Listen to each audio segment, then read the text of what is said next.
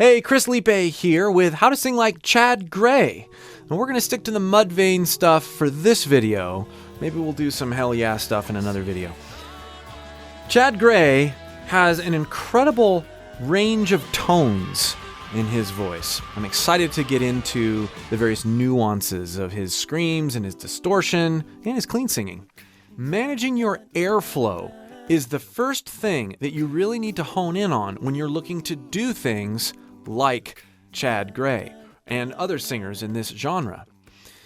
If you'd like more help with the foundations that help you manage your airflow, your support, being able to use different types of pressure and hone in on different points of resistance in your vocal tract to get different sounds, click the link below and join my free voice course. That's the best place to start with me, and there's lots of ways that we can work from there. From Happy.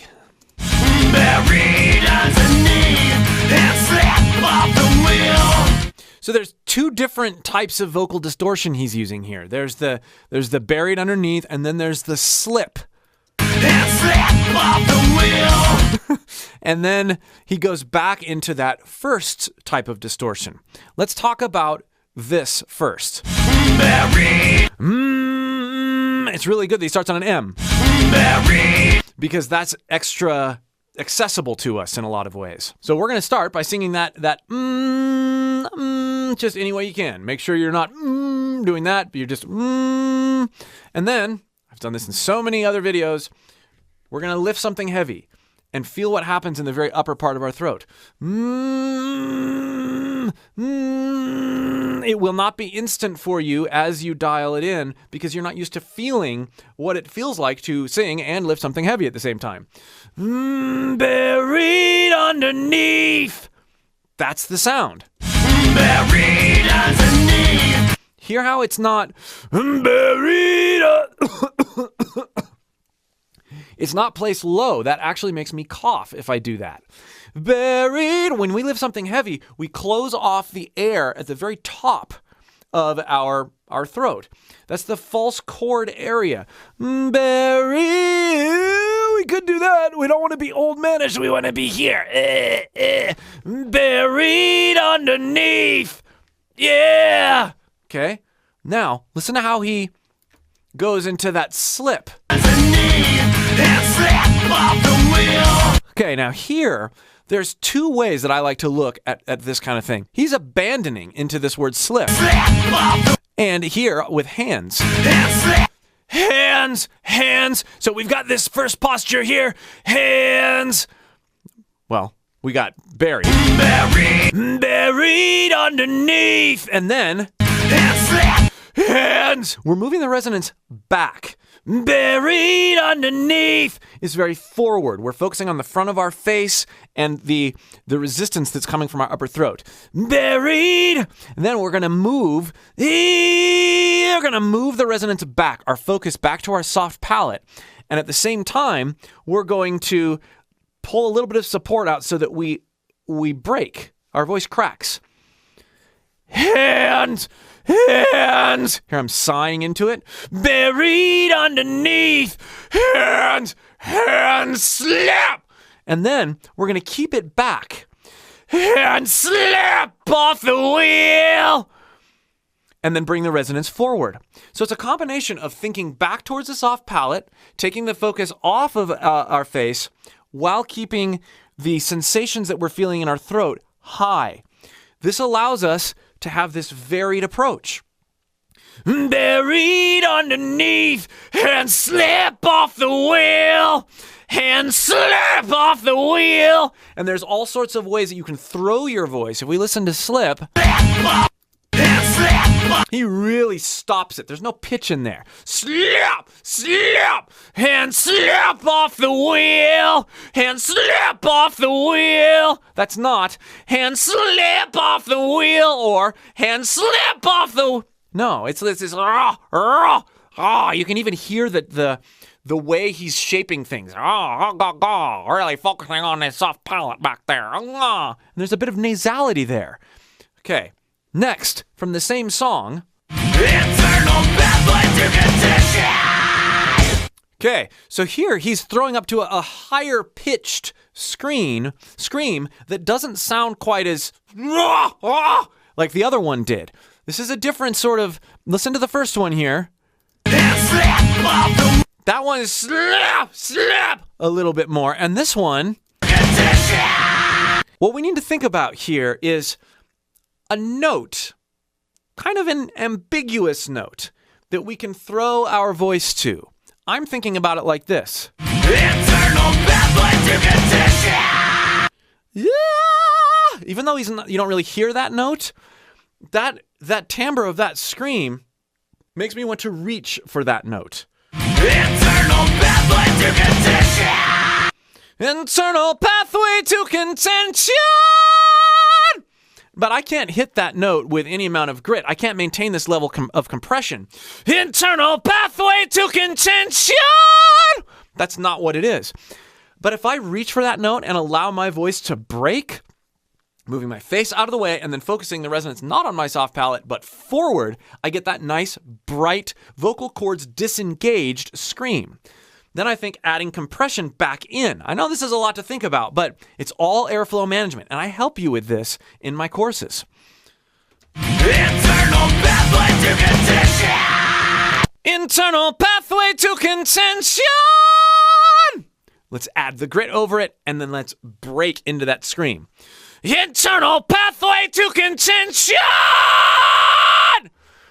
You can hear a little bit of that pitch up there as I reached up for it and allowed my voice to crack. If I dissect this process, internal pathway to contention!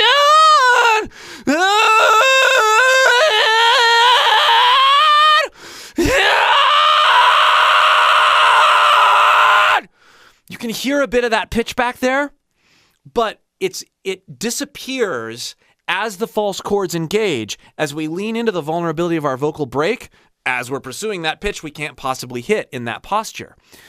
Now, you might say, wow, that's intense. Aren't you really tense? No, I'm intense, but I'm not tense. I'm feeling out how the points of resistance work in my neck to be able to get that level of grit. Next, from Dig.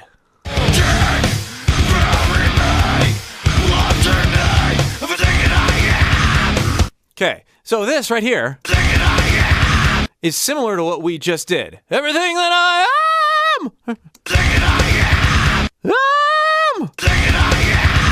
Yeah, I hear that a little bit in the back. But here, this is much yellier. The center of pitch here is beefy, lower. Dig! Dig! But it's still grittier than the compression that we heard in the first sample, than this one here. Buried! That placement is very different than this. Now he's got his voice, his mouth, dig! Dig! Right? But there's more going on here. He's still allowing his voice to break. Now, whether he discovered it this way or not, I don't really care. But if we can dig, bring that pitch, and then add compression, dig! That's more like the first, off of Happy. Dig! Bring the resonance back, lower, dig! It's close, but then dig! Dig! Dig! That's closer, right? Because we have this sense that we're falling apart on the note, not just compressing the note. Dig, dig, dig, dig, dig, dig, sigh, dig, dig, dig, dig. Right? Now listen. Bury me! The shape of the mouth is huge here. Everything that I am! Everything that I... The shape of the mouth, the difference in pitches, and he's got a really pure, fryish, I hesitate to use that word, but fryish sound on those higher screams that I haven't quite figured out how to harness with my voice. But in working with other singers that do this, working with your vocal break as you manage your airflow is huge, but also the mouth shape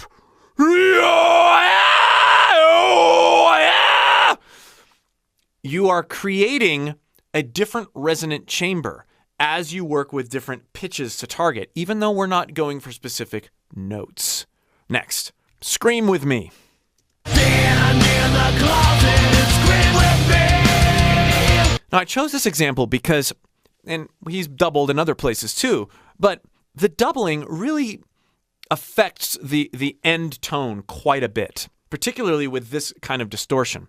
If I'm just singing and I'm evaluating my tone as a singer who's singing with distortion, and I'm comparing it to this, stand in the closet and scream with me, I'm missing the chorusing that's happening in this playback.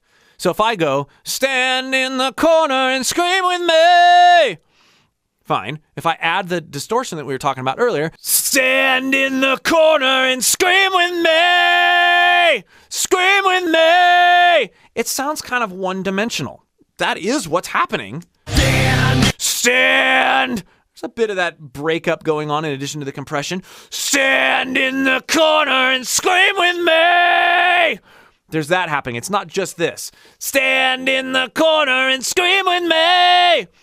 It's messier than that. But it actually sounds cleaner because of the doubling. So as you're dialing in this, keep in mind that listening to studio recordings where there's production and doubling and effects can skew your perception of what they're actually doing. It's not as full as it sounds because I think it's actually tripled. We've got the middle one and then we've got the ones on the side. That softens it and it makes it sit as in the melody better. Okay? But from this same song, listen here, because there's a subtlety that I want to bring out. Feel like slipping away. Hear how he goes more towards that Folly Party broken up thing on Away. Feel like slipping away. We've got that harmony there it's getting in the way a little bit, but feel like slipping very forward. Feel like, but then listen on Away. It starts with the away, but then he's got that at the top, right? Feel like slipping away. We've roasted it. What we've done is this. Feel like slipping away. And we found that place where our voice is existing in between my chest voice and my head voice resonance. And we've leaned into it. Feel like, but then we've also gone back to that pitch. So this is different than what we've done before. We don't really care about a particular note.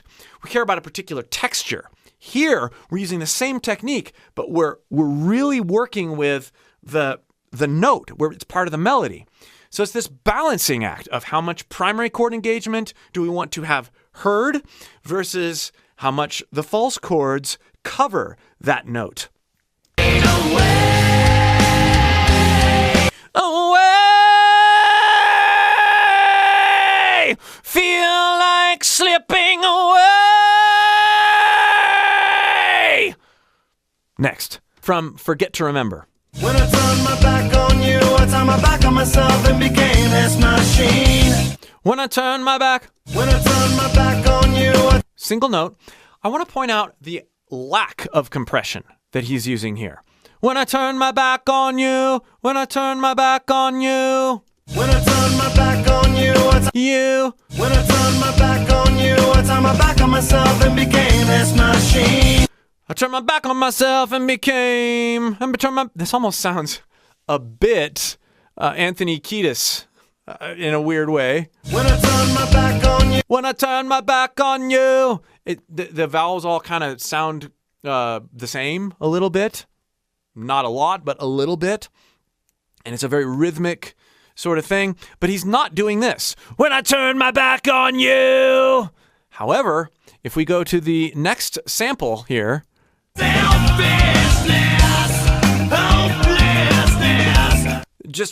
within the same vicinity of the song, we're going up a little bit in pitch, but then we've added that distortion that we talked about at the beginning. It's important to notice the contrasts that exist within Chad's voice. To sing like Chad Gray, we're not always going to sing like this. Sometimes we're going to sing like this, and we're going to sort of unify the sound when I turn my back on you. We're going to do stuff like that. And we're going to lengthen. Sometimes we're going to scream like that, really bright and open. Sometimes we're going to do this. Oh! And sometimes we're going to go from clean, no compression, to mild, gritty compression. Selfishness! Hopelessness! Selfishness! Selfishness! But this one does not have that breakup. Selfishness! Right? It's just compression. Selfishness! As opposed to selfishness! Very different sound. By him being able to exist in both worlds over different lines, all three worlds, right? Clean, compressed, and abandoned. We'll call them those three things. He's able to add lots of interest and lots of dynamics. It's not about being or doing one thing. If you're getting a lot out of these samples, make sure you check out all the videos I've done on Corey Taylor. Make sure you've watched them all. Lots of great tips there as well. Again, if you want more help dialing in the fundamentals with your voice, click that link below and join my free course. We'll see you for more.